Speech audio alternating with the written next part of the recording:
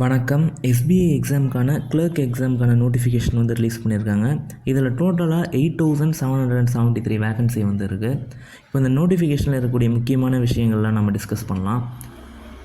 இந்த எஸ்பிஐ எக்ஸாமுக்கான clerk notification வந்து recruitment of junior associates customer support and sales அப்படின்ற அந்த டைட்டிலில் எஸ்பிஐ வெப்சைட்டில் கொடுத்துருக்காங்க. எல்லோரும் இந்த எக்ஸாமுக்கு அப்ளை பண்ணுறதுக்கு முன்னாடி ஒரு வாட்டி இந்த நோட்டிஃபிகேஷனை டவுன்லோட் பண்ணி அதை ஒரு வாட்டி நல்லா படிச்சுட்டு அதுக்கப்புறம் அப்ளை பண்ண ஆரம்பிங்க. ஏன்னா ஃபோட்டோ அண்ட் சிக்னேச்சர் ஸ்பெசிஃபிகேஷன்லாம் கரெக்டாக இருக்கணும். எந்த ஃபார்மேட்டில் கேட்குறாங்களோ அதே ஃபார்மேட்டில் எரர்ஸ் இல்லாமல் நம்ம அப்லோட் பண்ணணும். அதுக்காக வந்து ஒரு வாட்டி இந்த நோட்டிஃபிகேஷனெல்லாம் தெளிவாக படிச்சுட்டு அதுக்கப்புறம் அப்ளை பண்ண ஸ்டார்ட் பண்ணுங்கள். இந்த எக்ஸாமுக்கு லாஸ்ட்டு டேட் அப்ளை பண்ணுறதுக்கு லாஸ்ட் டேட் வந்து 7 டிசம்பர் 2023. அதுக்குள்ளே நம்ம அப்ளை பண்ணி ஆகணும். ஓகே, இதுக்கான ப்ரிலிமினரி எக்ஸாம் வந்து ஜனவரி 2024லேயும் மெயின் எக்ஸாம் வந்து ஃபெப்ரவரி 2024லேயும் நடக்கும் அப்படின்னு சொல்லி கொடுத்துருக்காங்க. தென் டோட்டல் வேக்கன்சி வந்து 8773 வேக்கன்சி இருக்குது. இந்த வேக்கன்சி வந்து ஒரு ஸ்டேட்டுக்கும் அது அப்படி ஸ்ப்ளிட் ஆகி இருக்கும். இப்போ நமக்கு சென்னை தமிழ்நாடு அப்படின்னா சென்னைன்ற இந்த சர்க்கிளில் நம்ம பார்க்கணும். இதில் வந்து 2 இருக்குது. ஒன்று தமிழ்நாடு, இன்னொன்று புதுச்சேரி அப்படின்னு 2 இருக்குது. இப்போ தமிழ்நாடு அப்படின்னு எடுத்துக்கிட்டோன்னா 171 வேக்கன்சியும் இருக்குது. புதுச்சேரியில் 4 வேக்கன்சி இருக்குது. ஸோ டோட்டலாக 175 வேக்கன்சி வந்து சென்னைன்ற சர்க்கிளுக்கு அலாட் பண்ணியிருக்காங்க. இந்த மாதிரி ரெஸ்பெக்டிவ் ஸ்டேட்ஸுக்கு எத்தனை வேக்கன்சி இருக்குது அப்படின்ற அந்த ஒரு ஸ்ப்ளிட்டப்பை வந்து இந்த பேஜில் கொடுத்துருக்காங்க. தென் நெக்ஸ்ட்டு வந்து என்ன கொடுத்துருக்காங்க அப்படின்னு பார்த்தோன்னா எலிஜிபிலிட்டி க்ரைட்டீரியா ஏஜ் லிமிட் வந்து கொடுத்துருக்காங்க. ஏஜ் லிமிட் வந்து மினிமம் 20 இயர்ஸும் மேக்ஸிமம் 28 இயர்ஸ் அப்படின்னு சொல்லி கொடுத்துருக்காங்க. இது வந்து ஓசிக்கு தான் இந்த ஏஜ் லிமிட்டு. ரெஸ்பெக்டிவ் ரிசர்வேஷன் கேட்டகரிஸ்க்கு வந்து அந்தந்த கேட்டகரிக்கு பொறுத்த மாதிரி ஏஜ் ரிலாக்ஸேஷன் கொடுத்துருக்காங்க. அதாவது வயது தளர்வுகள் வந்து கொடுத்துருக்காங்க. அதெல்லாம் நோட்டிஃபிகேஷனில் ரொம்ப டீட்டெயில்டாக கொடுத்துருக்காங்க.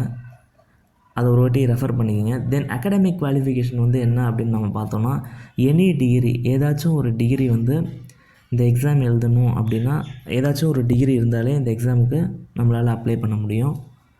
ரெண்டாவதாக இருக்கிறது வந்து பெஞ்ச் மார்க் டிசபிலிட்டிக்கான ரிசர்வேஷன் பற்றி கொடுத்துருக்காங்க.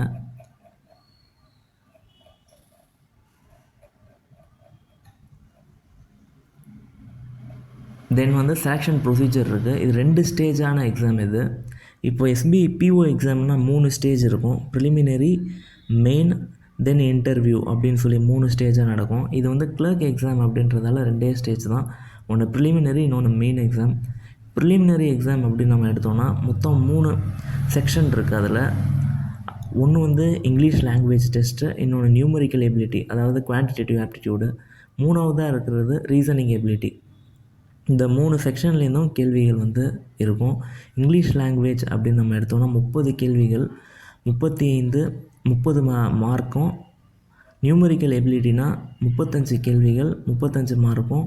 ரீசனிங் எபிலிட்டினா 35 கொஷின்ஸும் 35 மார்க்ஸும் இருக்கும் அப்படின்னு சொல்லி கொடுத்துருக்காங்க. இதற்கான டியூரேஷன் வந்து டோட்டலாக 1 hour இருக்கும். இந்த ப்ரிலிமினரி எக்ஸாம் வந்து ஒரு செக்ஷனுக்கும் 20 minutes அப்படின்ற பேசிஸில் இருக்கும். இதற்கான நெகட்டிவ் மார்க்கிங் வந்து 1/4 வந்து நெகட்டிவ் மார்க்கிங் இருக்கும். இப்போ ஒரு கொஷினுக்கு 1 மார்க் கரெக்ட் அப்படின்னா 1/4 அப்படின்னா 0.25 மார்க் வந்து நெகட்டிவாக போகும் அப்படின்னு சொல்லி கொடுத்துருக்காங்க.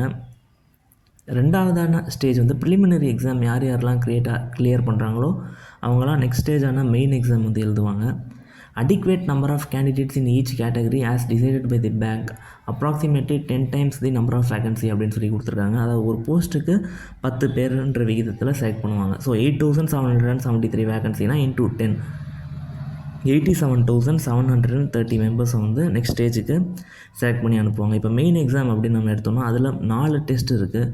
ஒன்று ஜென்ரல் ஃபினான்ஷியல் அவேர்னஸ், இன்னொன்று ஜென்ரல் இங்கிலீஷ், மூணாவதாக இருக்கிறது குவான்டிடேட்டிவ் ஆப்டிடியூட், நாலாவதாக இருக்கிறது ரீசனிங் எபிலிட்டி அண்ட் கம்ப்யூட்டர் ஆப்டிடியூடுன்னு இருக்குது.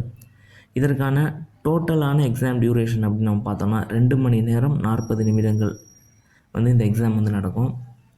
டோட்டலாக 190 கேள்விகள் வந்து கேட்பாங்க. அதற்கான மேக்ஸிமம் மார்க்ஸ் வந்து 200 மார்க்ஸ் அப்படின்னு சொல்லி கொடுத்துருக்காங்க. அப்புறம் லோக்கல் லாங்குவேஜுக்குன்னு ஒரு டெஸ்ட்டு ஒன்று இருக்குது. அதாவது இது வந்து இப்போ தமிழ்நாடு அப்படின்னா தமிழ், இந்த மாதிரி வந்து ஒரு லோக்கல் லாங்குவேஜை டெஸ்ட்டு நம்ம பாஸ் ஆகணும். அதுதான் இந்த இடத்துல கொடுத்துருக்காங்க. ஃபைனல் இருக்கிறதெல்லாம் முக்கியமான ஒரு சில டீட்டெயில்ஸை பற்றி கொடுத்துருக்காங்க. இதற்கான பே ஸ்கேல் வந்து இந்த இடத்துல மென்ஷன் பண்ணியிருக்காங்க. நெக்ஸ்ட்டு ப்ரொபேஷன் பீரியட் பற்றி கொடுத்துருக்காங்க. இதற்கான எக்ஸாமினேஷன் ஃபீஸ் வந்து எவ்வளோ ரூபான்றதை பற்றி இதில் கொடுத்துருக்காங்க. அது ஜென்ரல், ஓபிசி, இடபிள்யூஎஸ் இவங்களுக்கு வந்து 750 ருபீஸ் அப்படின்னு சொல்லி மென்ஷன் பண்ணியிருக்காங்க.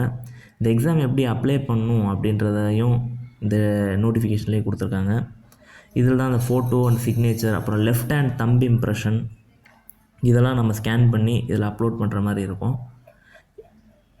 ஓகேங்க, இன்றைக்கி வீடியோவில் நம்ம எஸ்பிஐ கிளர்க் நோட்டிஃபிகேஷனில் இருக்கக்கூடிய இம்பார்ட்டண்ட் இன்ஃபர்மேஷன்ஸை தான் நம்ம பார்த்தோம். இந்த எக்ஸாமுக்கு எல்லோரும் அப்ளை பண்ணுறதுக்கு முன்னாடி ஒரு வாட்டி இந்த நோட்டிஃபிகேஷனை தெளிவாக படிச்சுட்டு அதுக்கப்புறம் அப்ளை பண்ணுங்கள். ஏன்னா நிறைய எரர்ஸ் உங்களால் அவாய்ட் பண்ண முடியும். ஸோ எல்லோரும் எஸ்பிஐ வெப்சைட்டில் போயிட்டு இந்த எஸ்பிஐ கிளர்க்கோட நோட்டிஃபிகேஷன் டவுன்லோட் பண்ணி படிச்சுட்டு அதுக்கப்புறம் அப்ளை பண்ணுங்கள். ஓகே, இந்த வீடியோ உங்களுக்கு பிடிச்சிருந்தா இந்த வீடியோவை லைக் பண்ணுங்கள், என்னோட இந்த சேனலை சப்ஸ்கிரைப் பண்ணுங்கள், இந்த வீடியோ உங்கள் ஃப்ரெண்ட்ஸுக்கும் ஷேர் பண்ணுங்கள். தேங்க்யூ, தேங்க்ஸ் ஃபார் வாட்சிங்.